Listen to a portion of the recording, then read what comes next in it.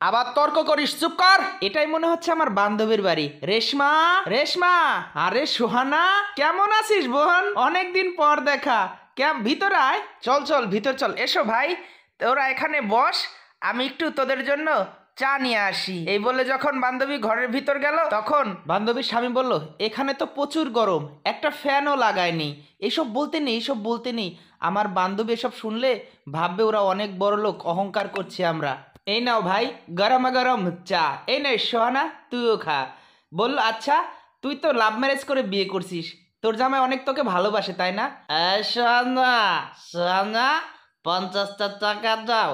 এই তুমি ঘরের ভিতর আসো, চুপ, ওরা জেনে ফেলবে। এই জানো জানো, আমাকে টাকা দে। এই নাও, তুমি তাড়াতাড়ি ঘর থেকে চলে যাও। তখন বান্ধবী গিয়ে বলল, এ কে হয় তোর সাথে এমন ব্যবহার করে? এই তো তোর দুলা ভাই, একেই তো আমি পালিয়ে বিয়ে করেছি ভালোবেসে। পালিয়ে বিয়ে করার আগে ভেবেচিন্তে বিয়ে করবেন, কারণ সবার কপালে সুখ এক হয় না। ভিডিওটা জনস্বার্থে শেয়ার করে দিবেন।